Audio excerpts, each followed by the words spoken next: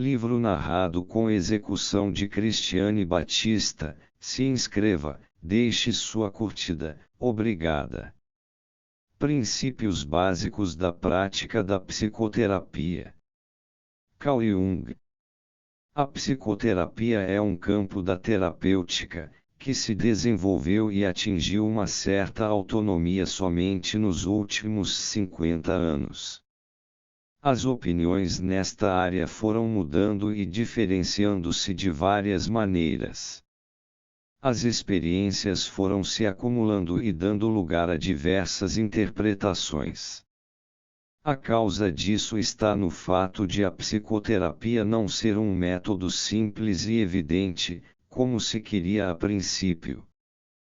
Pouco a pouco foi-se verificando que se trata de um tipo de procedimento dialético, isto é, de um diálogo ou discussão entre duas pessoas. Originalmente a dialética era a arte da conversação entre os antigos filósofos, mas logo adquiriu o significado de método para produzir novas sínteses. A pessoa é um sistema psíquico, que, atuando sobre outra pessoa, entra em interação com outro sistema psíquico. Esta é talvez a maneira mais moderna de formular a relação psicoterapêutica médico-paciente. Evidentemente, distanciou-se muito da concepção inicial, segundo a qual a psicoterapia seria um método aplicável de maneira estereotipada por qualquer pessoa, para obter um efeito desejado. Não foram necessidades especulativas que levaram a esta imprevista e digamos inoportuna ampliação do horizonte, mas sim os fatos concretos da realidade. O primeiro desses fatos deve ter sido a necessidade de reconhecer que era possível interpretar os dados da experiência de diferentes maneiras. Desenvolveram-se diversas escolas de concepções diametralmente opostas. Basta lembrar o método francês da terapia pela sugestão de Liebelt-Bernheim da Rééducation de Lavologne, a persuasion de Babinski, a ortopedia psíquica racional de Dubois, a psicanálise de Freud, com ênfase na sexualidade e no inconsciente, o método educativo de Adler, com ênfase na tendência ao poder e nas ficções conscientes, o treinamento autógeno de Schultz, para mencionar apenas os métodos mais conhecidos. Cada um desses métodos baseia-se em pressupostos psicológicos especiais e produz resultados psicológicos específicos, dificilmente comparáveis entre si, e que às vezes nem podem ser comparados. Para os representantes de cada um dos pontos de vista, era portanto natural e mais simples considerar errônea a opinião do outro. Uma apreciação objetiva dos fatos reais mostra, no entanto, que cada um desses métodos e teorias tem sua razão de ser, não só pelo êxito obtido em certos casos, como também por mostrarem realidades psicológicas que comprovam amplamente os respectivos pressupostos.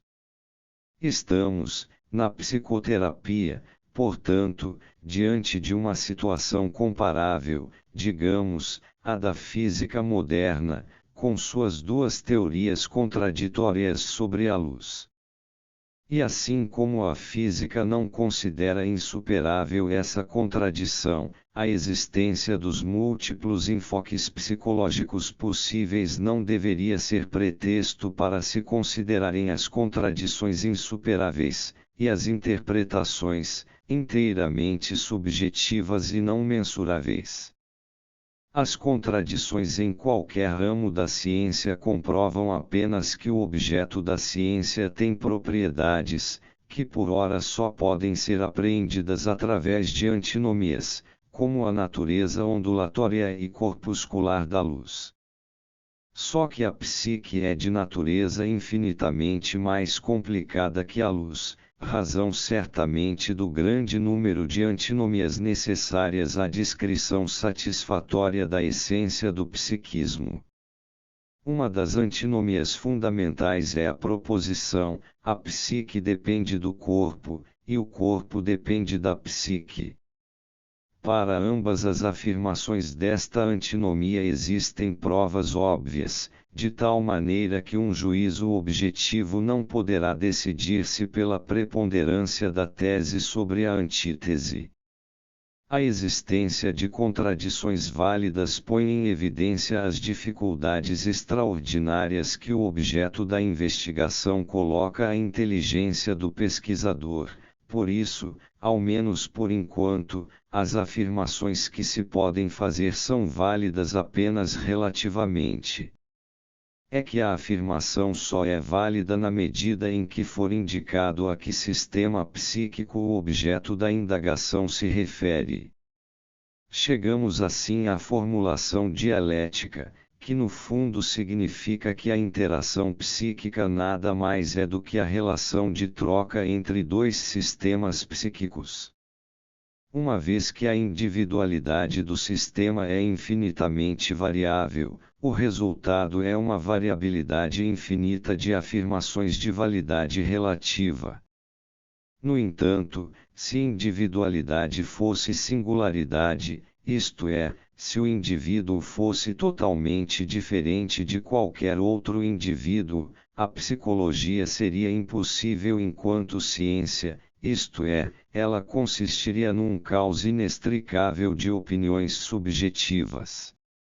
Mas como a individualidade é apenas relativa, isto é, apenas complementa a conformidade ou a semelhança entre os homens, as afirmações de validade universal, ou seja, as constatações científicas, tornam-se possíveis. Consequentemente, estas afirmações podem referir-se unicamente às partes do sistema psíquico conformes, isto é, às que podem ser comparadas, e portanto, apanhadas estatisticamente, e não ao individual, ao único dentro do sistema. A segunda antinomia fundamental da psicologia é a seguinte: o individual não importa perante o genérico, e o genérico não importa perante o individual. Como é sabido, não existe um elefante genérico, apenas elefantes individuais. Mas, se o genérico não existisse, e houvesse uma constante multiplicidade de elefantes, um elefante único e individual seria extremamente inverossímil. Estas considerações lógicas parecem estar bem longe do nosso tema. Mas na medida em que são discussões fundamentais sobre a experiência psicológica adquirida até hoje, resultam em conclusões práticas de relevante importância. Se, na qualidade de psicoterapeuta, eu me sentir como autoridade diante do paciente e, como médico, tiver a pretensão de saber algo sobre a sua individualidade e fazer afirmações válidas a seu respeito, estarei demonstrando falta de espírito crítico, pois não estarei reconhecendo que não tenho condições de julgar a totalidade da personalidade que está lá à minha frente. Posso fazer declarações legítimas apenas a respeito do ser humano genérico, ou pelo menos relativamente genérico. Mas como tudo o que vive só é encontrado na forma individual, e visto que só posso afirmar sobre a individualidade de outrem, o que encontro em minha própria individualidade, corro o risco, ou de violentar o outro, ou de sucumbir por minha vez ao seu poder de persuasão. Por isso, quer eu queira quer não, se eu estiver disposto a fazer o tratamento psíquico de um indivíduo, tenho que renunciar à minha superioridade no saber, a toda e qualquer autoridade e vontade de influenciar. Tenho que optar necessariamente por um método dialético, que consiste em confrontar as averiguações mútuas. Mas isto só se torna possível se eu deixar ao outro a oportunidade de apresentar seu material o mais completamente possível, sem limitá-lo pelos meus pressupostos. Ao colocar-nos dessa forma, o sistema dele se relaciona com o meu, pelo que se produz um efeito dentro do meu próprio sistema. Este efeito é a única coisa que posso oferecer ao meu paciente individual e legitimamente. Estas reflexões fundamentais vão determinar uma atitude bem definida do terapeuta, que me parece indispensável em todos os casos de terapia individual, por ser a única que se justifica cientificamente. Todo desvio desta atitude significa terapia por sugestão, cujo princípio básico diz: o individual não importa perante o genérico. A terapia por sugestão pertencem, portanto, os métodos que impõem e aplicam o conhecimento de outras individualidades e a interpretação delas. São terapias por sugestão, igualmente, todos os métodos técnicos, no sentido exato da palavra, na medida em que estes pressupõem que todos os objetos individuais são idênticos.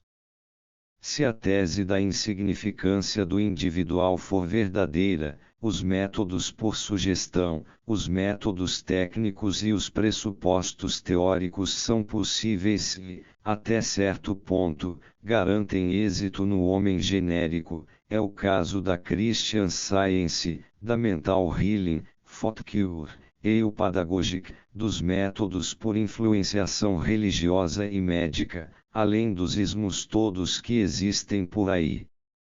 Há movimentos políticos que pretendem, e até com certa razão, ser psicoterapia em escala maior.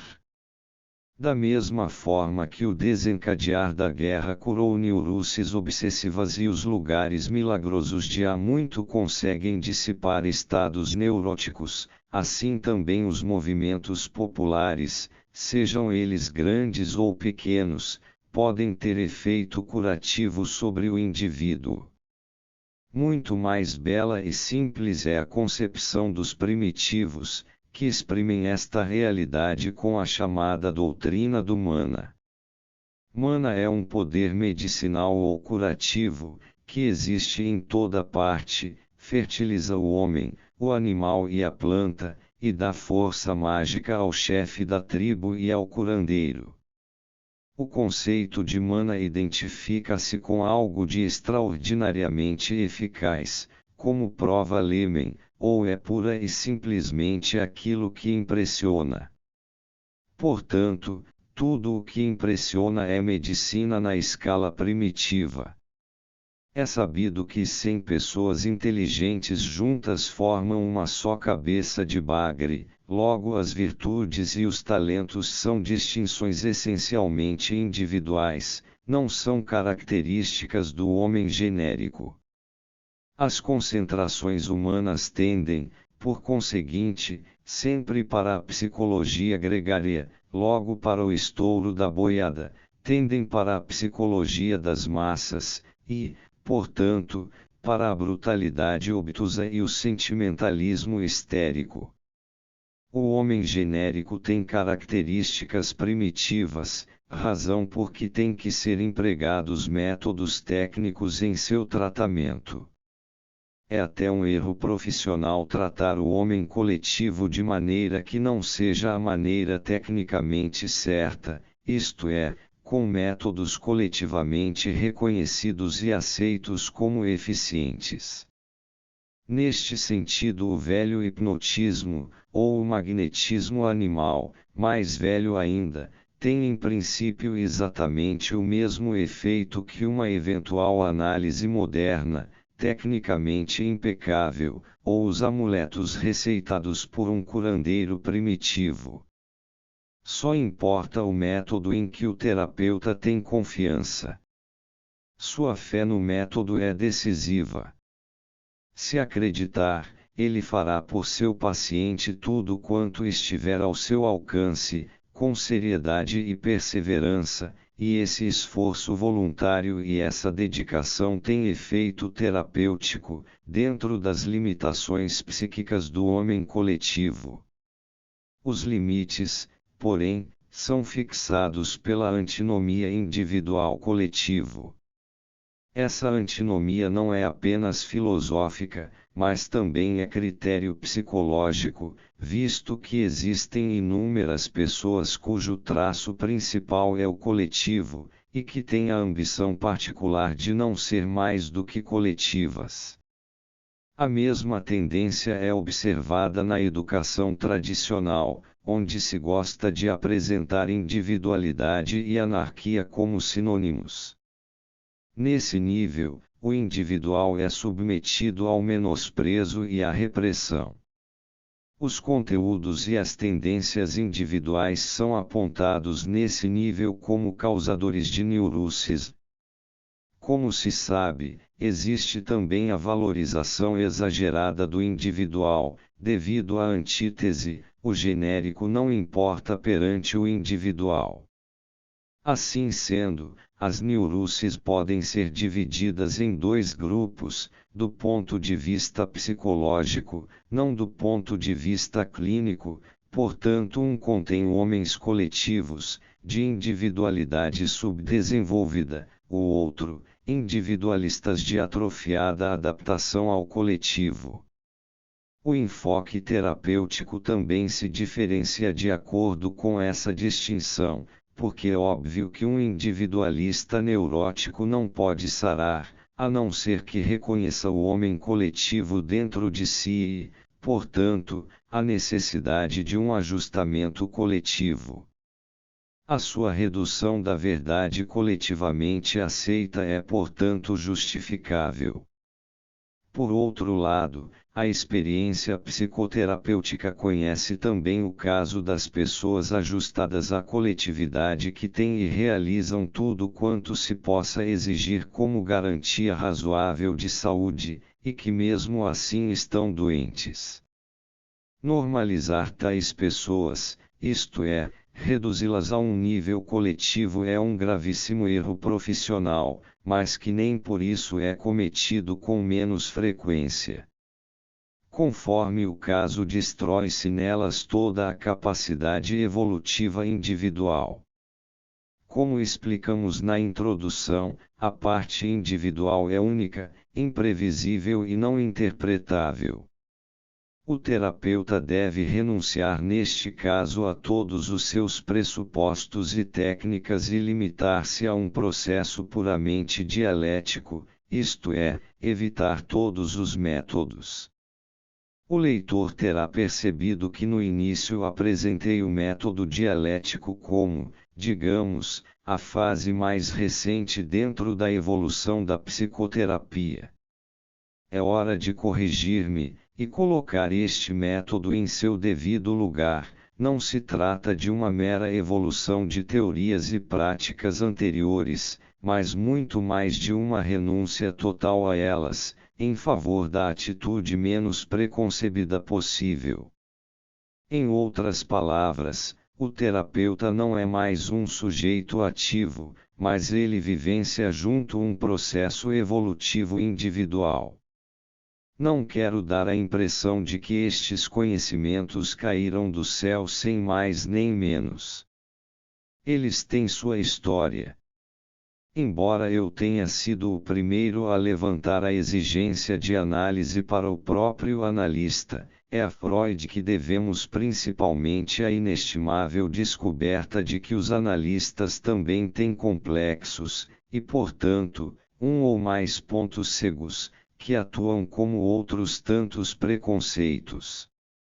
O psicoterapeuta aprendeu isso com os casos em que não conseguia mais interpretar e conduzir o paciente do alto de sua suficiência ou do alto de sua cátedra, abstraindo sua própria personalidade, mas percebia que sua maneira ou atitude particular estavam impedindo a cura do paciente.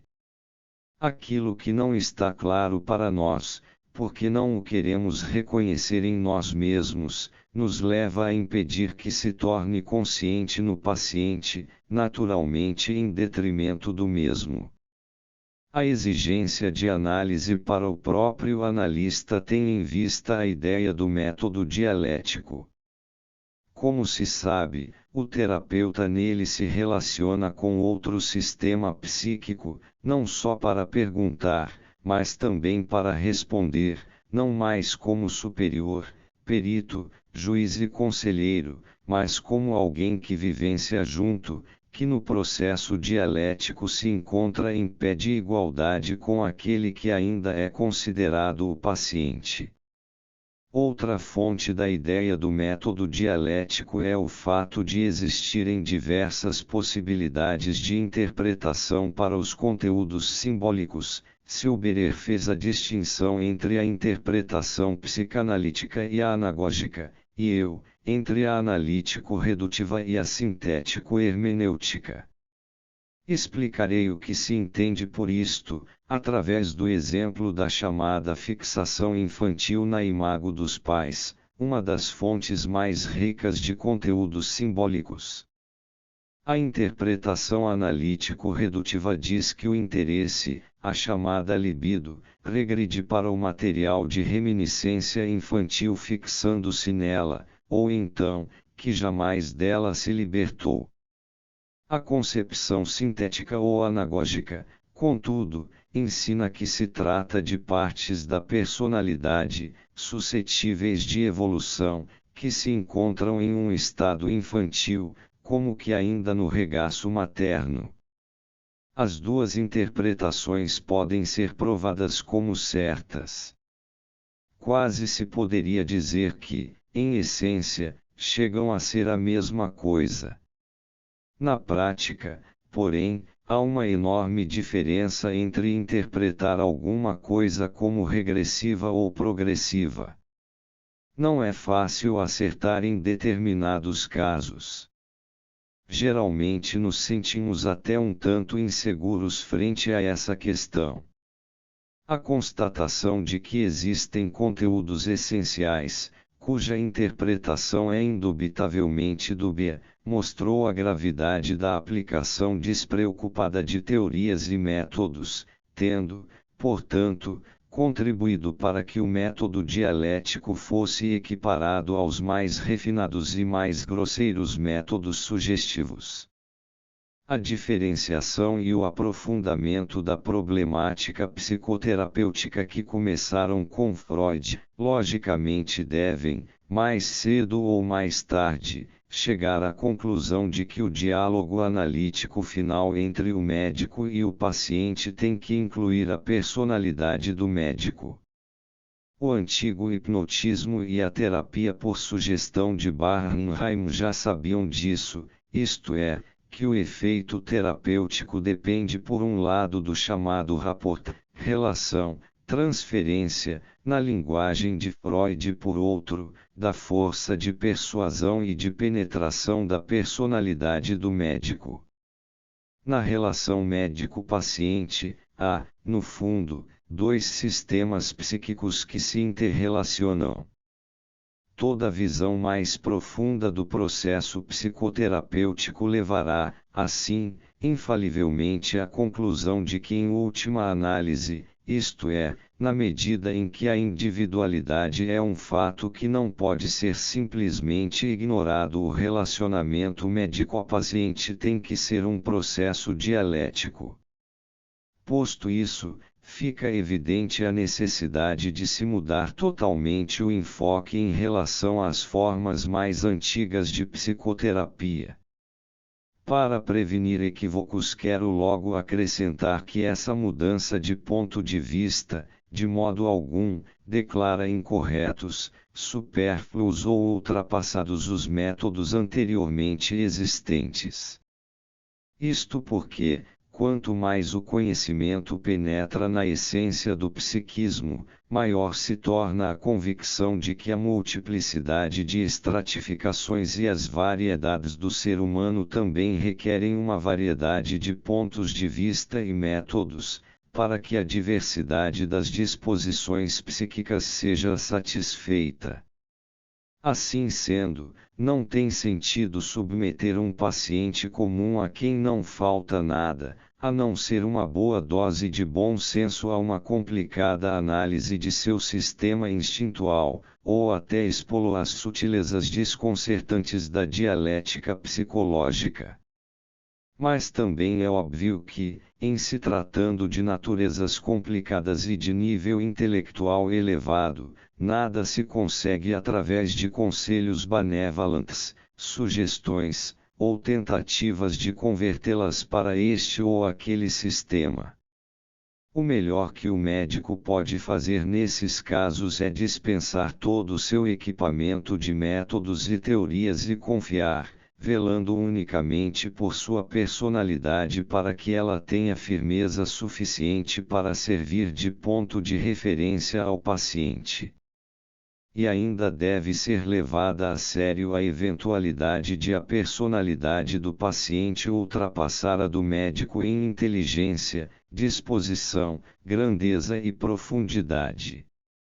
Em toda e qualquer circunstância são normas supremas de um método dialético que a individualidade do doente tenha a mesma dignidade e o mesmo direito de existir que a do médico, e que, por essa razão, todos os desenvolvimentos individuais do paciente sejam considerados legítimos, conquanto não se corrijam por si mesmos. Uma pessoa, na medida em que é exclusivamente coletiva, pode mudar através da sugestão, de tal forma que aparente tornar-se diferente da que era antes. Mas se for individual, só pode tornar-se o que é e sempre foi. Se é que cura significa tornar sadio um doente, cura significa transformação. Sempre que possível, isto é, no caso de a personalidade do doente não ser sacrificada em demasia, ele deve ser transformado terapeuticamente.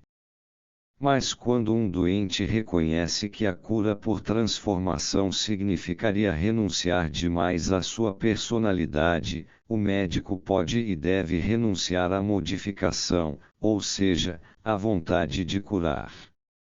Neste caso deve recusar o tratamento, ou acomodar-se ao método dialético. Este último caso acontece mais frequentemente do que se pensa. Em minha clínica particular sempre tenho um número considerável de pessoas muito cultas e inteligentes, de individualidade marcante, que por motivos éticos resistirão fortemente a qualquer tentativa séria de mutação. Em todos esses casos, o médico deve deixar aberto o caminho individual da cura, e neste caso o processo terapêutico não acarretará nenhuma transformação da personalidade, mas será um processo, chamado de individuação. Isto significa que o paciente se torna aquilo que de fato ele é. Na pior das hipóteses, poderá chegar a aceitar a sua neurose, porque entendeu o sentido da sua doença. Vários doentes me confessaram que aprenderam a ver com gratidão os seus sintomas neuróticos, pois estes, como um barômetro, sempre lhes mostraram quando e onde se tinham desviado do seu caminho individual, ou quando e onde coisas importantes tinham ficado inconscientes.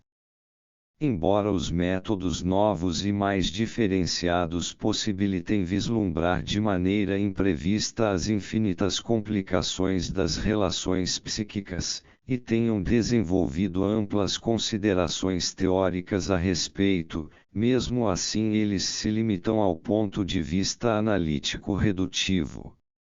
Desse modo, a possibilidade de evolução tipicamente individual fica encoberta pela redução a um princípio comum, como a sexualidade, por exemplo, razão pela qual a fenomenologia da individuação ainda é terra nova, inexplorada. Esta circunstância poderá servir para explicar por que tenho que entrar um pouco nos pormenores da pesquisa psicológica, é que não tenho outra forma de transmitir o conceito da individuação a não ser mostrando, ou tentando mostrar, os fenômenos do inconsciente no próprio material empírico. Isso porque, no processo evolutivo individual, o inconsciente passa a ocupar o primeiro plano. A causa mais profunda desse fenômeno poderia ser a unilateralidade antinatural da postura neurótica do consciente, que por isso mesmo é contrabalançada pelos conteúdos complementares e compensatórios do inconsciente.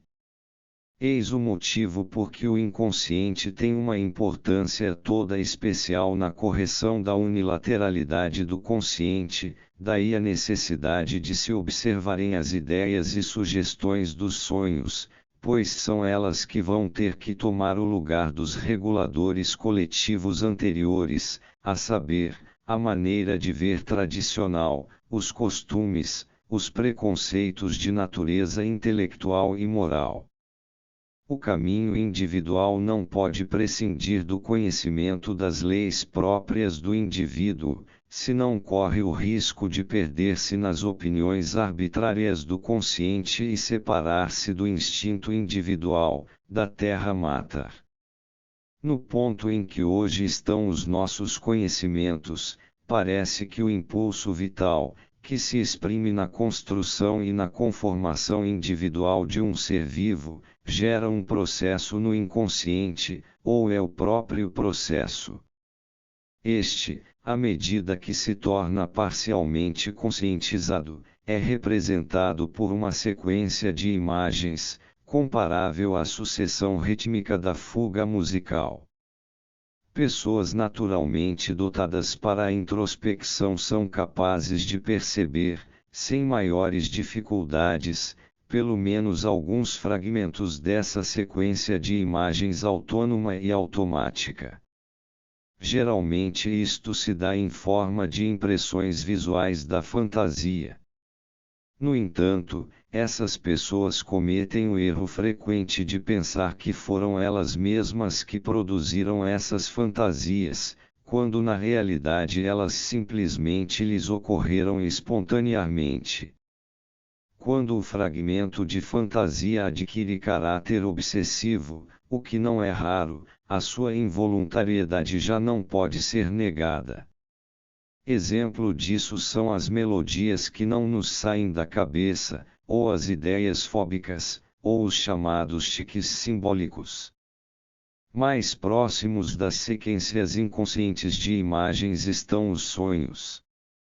Muitas vezes, quando examinados em séries extensas, podemos identificar, com surpreendente clareza, a continuidade do fluxo inconsciente de imagens.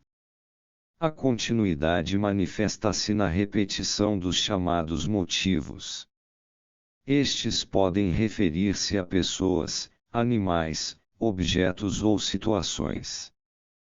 Portanto, a continuidade da sequência de imagens é expressa pelo fato de o motivo em questão sempre reaparecer numa longa série de sonhos. Numa série de sonhos de um dos meus pacientes, que se estendeu por mais de 2 meses, o motivo da água apareceu em 26 sonhos. Primeiro apareceu como rebentação de onda invadindo o continente, no segundo sonho, como uma vista sobre o mar que está liso como um espelho. No terceiro sonho, o sonhador encontra-se na praia e vê a chuva cair no mar. No quarto sonho, há indícios indiretos de viagem marítima, pois a viagem é para um país distante e desconhecido. No quinto, trata-se de uma viagem à América. No sexto, a água é despejada numa bacia. No sétimo sonho, os olhos caem sobre a superfície de um mar sem fim. No oitavo, o sonhador encontra-se num navio. No nono, ele faz uma viagem a um país longínquo e selvagem. No 10º, encontra-se de novo num navio. No 11º, navega rio abaixo. No 12º, anda ao longo de um riacho. No 13º, encontra-se num vapor. No 14º, ouve uma voz chamar: o caminho para o mar fica ali, temos que ir à praia. No 15º, encontrar-se num navio com destino à América. No 16º, está novamente num navio. No 17º, vai de carro para o navio. No 18º, faz cálculos astronômicos de localização num navio. No 19º, viaja ao longo do rio Reno. No 20º, está numa ilha no mar. No 21º, encontra-se novamente numa ilha. No 22º, navega com sua mãe rio abaixo. No 23º, ele está à beira-mar. No 24º, procura um tesouro no fundo do mar. No 25º, seu pai lhe fala da terra de onde vem a água. No 26º, finalmente, ele desce um rio pequeno que desemboca num maior. Este exemplo ilustra a continuidade do tema inconsciente. Ao mesmo tempo, mostra o método de como fazer o levantamento estatístico de tais motivos. À medida que se multiplicam as comparações, vamos descobrindo o que é que o motivo da água está a indicar. De séries desse tipo, além de outras semelhantes, resultam as interpretações dos motivos. Assim, mar significa invariavelmente um lugar de concentração e origem de toda a vida psíquica, portanto, o chamado inconsciente coletivo. A água em movimento pode significar o fluir da vida ou o fluir da energia. As ideias básicas de todos os motivos são representações plásticas de caráter arquetípico, isto é, imagens primordiais, simbólicas, sobre as quais a mente humana se edificou e se diferenciou. Esses protótipos são difíceis de definir, para não dizer veigos. Toda versão intelectual demasiadamente tacanha lhe rouba algo de sua amplitude. Não se trata de conceitos científicos, necessariamente isentos de equívocos na interpretação, mas de intuições originárias, extremamente genéricas da mente primitiva, que nunca designam conteúdos específicos. São importantes, porque se relacionam com uma grande variedade de coisas. Levi-Bruhl as denomina representations collectives e Hubert e Maus chamam nas categorias a priori da fantasia. Não raro, nas séries de sonhos mais longas, os motivos são substituídos. Assim, a partir do último sonho, o motivo da água, pouco a pouco, foi cedendo lugar a um novo motivo, o da mulher desconhecida. Nos sonhos com mulheres, trata-se, na maioria das vezes, de mulheres que o sonhador conhece. Mas pode acontecer que, no meio desses sonhos, surja uma figura feminina não identificável, mas que o sonho qualifica manifestamente como pessoa desconhecida. Este motivo apresenta uma fenomenologia interessante, que eu gostaria de caracterizar, baseando-me numa série de sonhos que se estende por 3 meses. Nessa série, o motivo apareceu, sem exagero, 51 vezes. Primeiro apareceu como uma pluralidade de figuras femininas indefinidas, depois, era a silhueta indeterminada de uma mulher sentada numa escada. A seguir apareceu coberta com um véu, e quando tirou o véu, seu rosto resplandecia como o sol. Em seguida apareceu nua de pé num globo, vista de costas.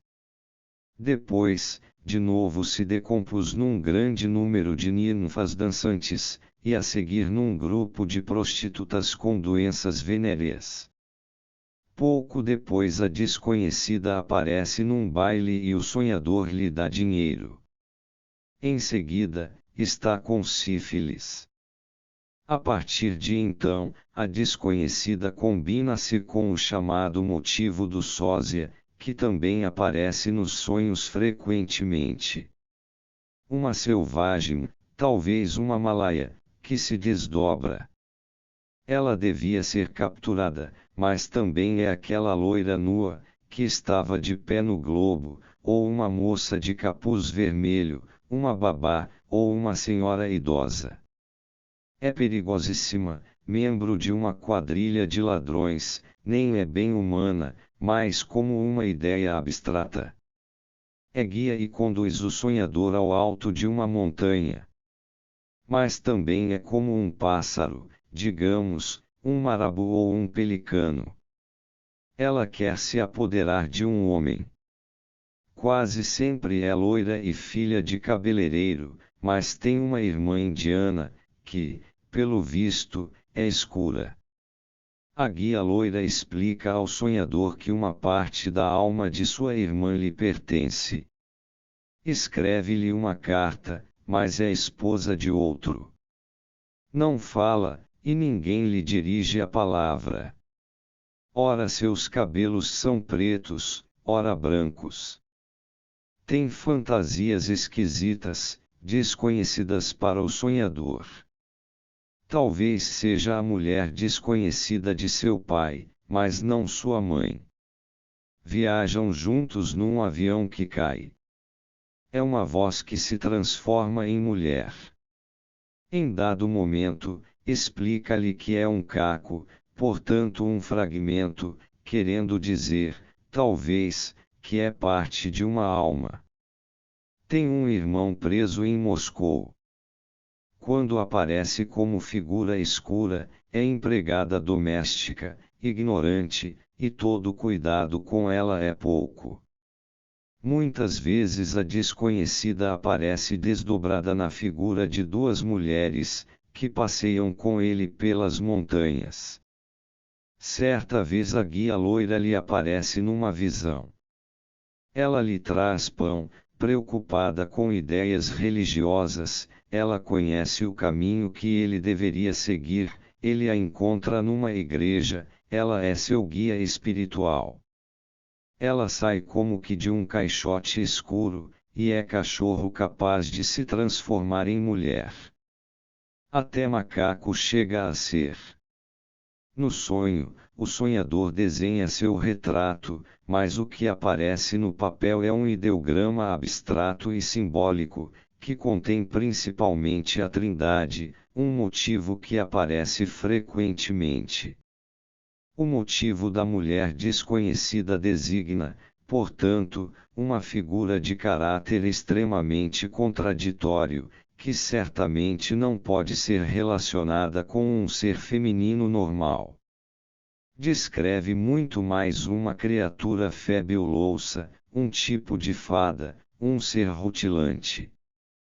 Como se sabe, existem fadas boas e más, capazes também de se transformar em animais, podem ser invisíveis, sua idade é indeterminada, ora são jovens, ora idosas, sua natureza não é humana, mas silfídica com caráter de parcelas de alma, sedutoras, perigosas, e são dotadas de um conhecimento superior. Logo, deve estar certa a opinião de que se pode fazer o paralelo desse motivo com as representações da mitologia. Na mitologia esse ser silfídico é encontrado nas mais variadas formas, são ninfas, oréades, sílfides, ondinas, sereias, ninfas dos basques, sucubos, lâmias, vampiros, bruxas e outras mais. Pois todo o mundo mítico das fábulas é uma criação da fantasia inconsciente, tal como o sonho. Muitas vezes acontece que esse motivo substitui o da água. Assim como a água significa o inconsciente em geral, a figura da mulher desconhecida é a personificação do inconsciente que denomina anima. Em princípio, essa figura só se encontra nos homens, e só se manifesta com nitidez quando as características do inconsciente começam a tornar-se problemáticas para o paciente. A característica do inconsciente no homem é feminina e, na mulher, masculina, por isso a personificação do inconsciente no homem é um ser feminino, do tipo há pouco descrito.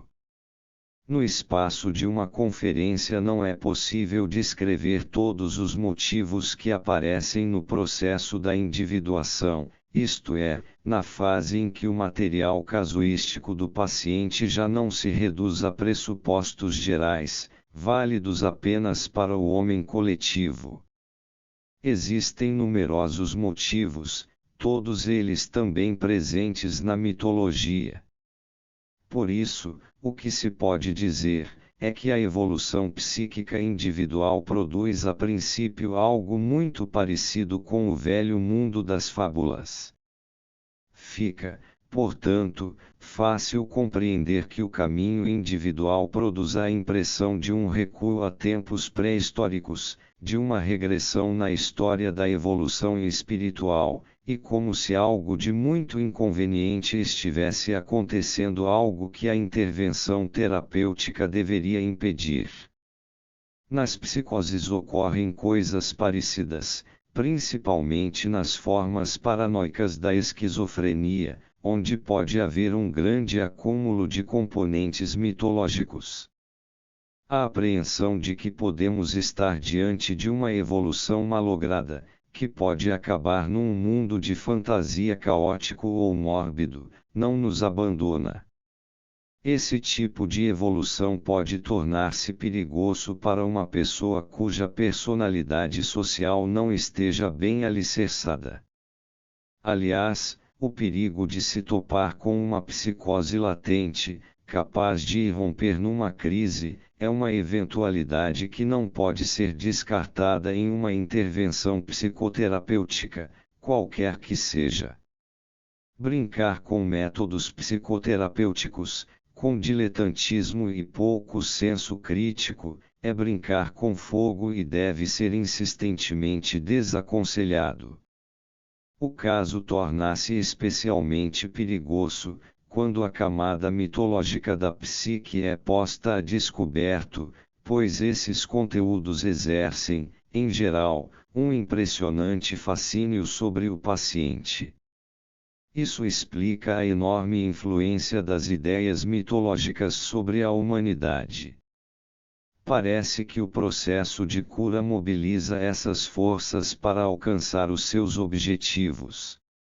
É que as representações míticas, com seu simbolismo característico, atingem as profundezas da alma humana, os subterrâneos da história, aonde a razão, a vontade e a boa intenção nunca chegam. Isso porque elas também provêm daquelas profundezas e falam uma linguagem, que, na verdade, a razão contemporânea não entende, mas mobilizam e põem a vibrar o mais íntimo do homem. A regressão que poderia assustar-nos à primeira vista é, portanto, muito mais um recolher por mius satar, um concentrar e integrar forças, que no decorrer da evolução vão constituir uma nova ordem. A neurose nesse nível é um sofrimento puramente psíquico, que os métodos racionais comuns não podem aliviar. Por isso, existe um bom número de psicoterapeutas, que numa última tentativa, isto é, depois de esgotados todos os recursos, vão refugiar-se em uma das religiões, ou melhor, em uma das conhecidas confissões religiosas. Longe de mim a intenção de ridicularizar esses esforços.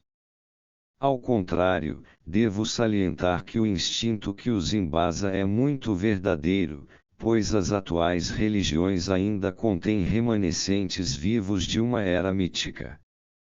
A cruz suástica, Os Deutsche Christen e o movimento confessional alemão são provas de que certas ideologias políticas remontam à mitologia. Não só o cristianismo com sua simbólica salvífica, mas de um modo geral todas as religiões, e mesmo as formas mágicas das religiões dos primitivos, são psicoterapias, são formas de cuidar e curar os sofrimentos da alma e os padecimentos corporais de origem psíquica. Até que ponto a medicina atual ainda é terapia por sugestão, é um assunto sobre o qual gostaria de não opinar. O fato de se levar em conta o fator psíquico, como se diz na terapêutica prática, já é melhor do que nada. A história da medicina é extremamente elucidativa, precisamente nesse aspecto. Certos médicos, ao retomarem as representações míticas de alguma religião, agem com senso histórico. Mas só podem fazer isso com os pacientes em que permanecem vivos os remanescentes míticos contidos nas religiões. Qualquer terapia racional é indicada para esses pacientes, até o momento em que fica indispensável introduzir as ideias míticas. Quando trato de católicos praticantes, sempre recomendo a confissão e os sacramentos da Igreja. No caso de fiéis protestantes que não contam com a confissão e a absolvição, o problema é mais difícil. Contudo, o movimento de Oxford é uma válvula que se abriu ao protestantismo moderno. Esse movimento oferece em substituição a confissão pública, e em vez da absolvição, a vivência comunitária. Vários dos meus pacientes, com pleno consentimento meu, aderiram a esse movimento, enquanto que outros se tornaram católicos, ou, pelo menos, melhores católicos do que antes. Em todos estes casos dispenso o método dialético, porque não vejo razão alguma em fomentar uma evolução individual acima das necessidades do paciente. Se ele encontra o sentido de sua vida e a cura de sua inquietação e desarmonia dentro do quadro de uma das formas de confissões existentes, inclusive um credo político, então o terapeuta deve aceitá-lo. Afinal, a preocupação do médico deve ser o doente e não o curado. Mas existem inúmeros pacientes sem convicção alguma, ou com convicções inortodoxas. Em princípio, tais clientes não se deixam converter a crença alguma. Ficam emperrados, qualquer que seja a terapia racional a que se submetam, apesar de sua doença como tal ser curável. Nestes casos, a única solução é provocar a evolução dialética do material mítico que está vivo dentro do próprio doente, independentemente de qualquer tradição histórica. Aí é que nos deparamos com os sonhos mitológicos e suas séries de imagens características, que colocam a ciência médica diante de uma tarefa totalmente nova e imprevista. Os conhecimentos que se exigem do médico não constarão do seu currículo na faculdade. Não foi preparado para cuidar da alma humana, pois ela não é problema psiquiátrico ou fisiológico, e muito menos biológico. É um problema psicológico. A alma é um território em si, com leis que lhe são próprias. A essência da alma não pode ser derivada de princípios de outros campos da ciência, caso contrário violar-se-ia a natureza particular do psiquismo. Não se identifica com o cérebro, com os hormônios, nem com qualquer dos instintos conhecidos, mas tem que ser entendida como fenômeno sui generis. Por isso a fenomenologia da alma não se esgota nos fatos reais apreendidos pela ciência natural, mas também compreende o problema do espírito humano, que é o pai de toda a ciência. O psicoterapeuta chega a sentir esta realidade, quando, em determinados casos, é levado a ir um pouco além das concepções correntes. Várias vezes já foi feita a objeção de que antigamente também se conhecia psicoterapia, sem que se achasse necessário meter-se em tais complicações. De bom grado admito que Hipócrates, Galeno e Paracelso tenham sido bons médicos, mas nem por isso acredito que a medicina moderna deva prescindir da soroterapia e da radiologia. Sem dúvida, é difícil entender os problemas complicados da psicoterapia, especialmente para o leigo. No entanto, a simples reflexão sobre a razão por que certas situações de vida ou certas experiências são patogênicas, nos faz descobrir que a maneira de ver as coisas muitas vezes tem um papel decisivo. Certas coisas parecem perigosas, impossíveis, ou nocivas simplesmente porque existem maneiras de vê-las por esse prisma. Por exemplo, para muitas pessoas, riqueza significa a suprema felicidade e pobreza, o extremo mal, embora o ser rico não seja realmente suprema felicidade para ninguém, nem a pobreza, causa de melancolia.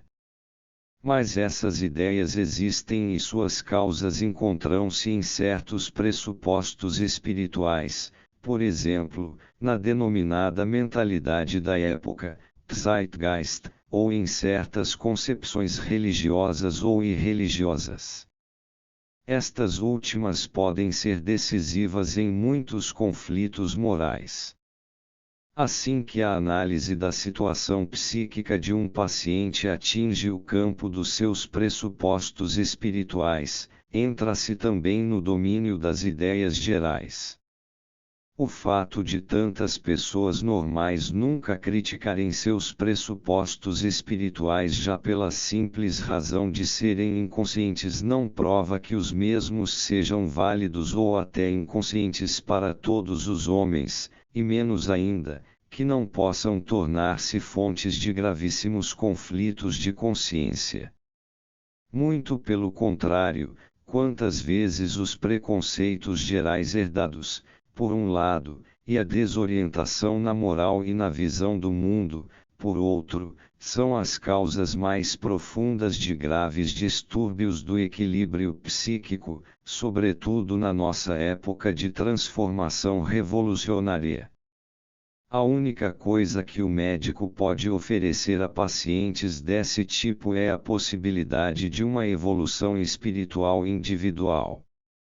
Por causa desses casos, o especialista também é obrigado a ampliar consideravelmente seus conhecimentos na área das ciências do espírito, se quiser estar mais ou menos a par do simbolismo dos conteúdos psíquicos. Se, com o que estou dizendo aqui, eu estiver dando a impressão de que a única exigência para a terapia especializada é um grande saber, estarei pecando por omissão. A diferenciação moral da personalidade do médico é tão importante quanto esse outro requisito.